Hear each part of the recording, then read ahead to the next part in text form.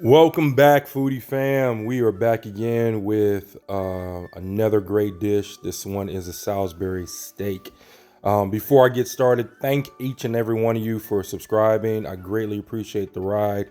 Y'all have inspired me to do more, so let's get it started. Well, first we have the ingredients, of course.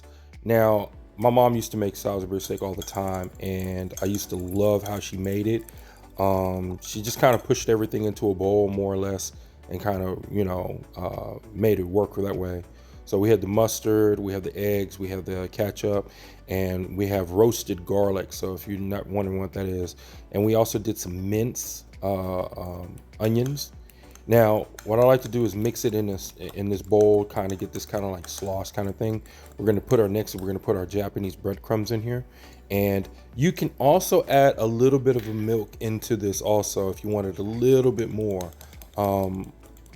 This is actually going to keep the meat hydrated, and we have our seasonings. We have our paprika, we have our oregano, we have garlic powder, and also we have some white pepper in there also. So we're gonna put this mixture right into the meat.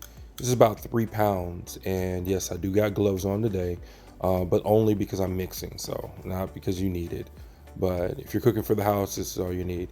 You want to get a little bit of before you actually fry everything, you want to taste the meat. Make sure the meat is right where you want it. I've already tasted it, so the flavors are there, has enough salt, has everything in there, and we're just gonna go ahead and make these little oval shapes. Now, you can make whatever shape you want, but this is kind of like the signature way of doing it. All right, so we're gonna go over to the pan.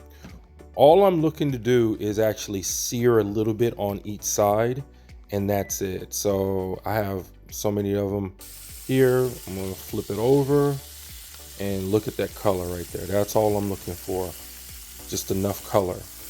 So we got enough color on these. I'm gonna pull these actually into another pan and move it over to the side. I'm gonna use, the oven's actually on about 250, 300. We're not trying to cook it through, we're just trying to cook it down a little bit. So we're making our gravy.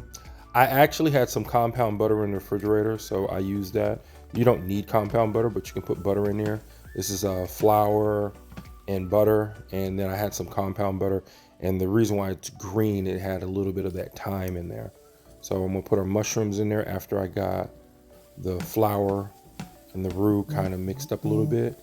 Now I'm gonna add some water. You wanna add at least around 2 to 3 cups of water. If you need a little more, you can add a little more. But if you add more to it, you wanna make sure that you have enough flavor in here. I use some Better Than Bouillon beef stock. It already has enough salt in there.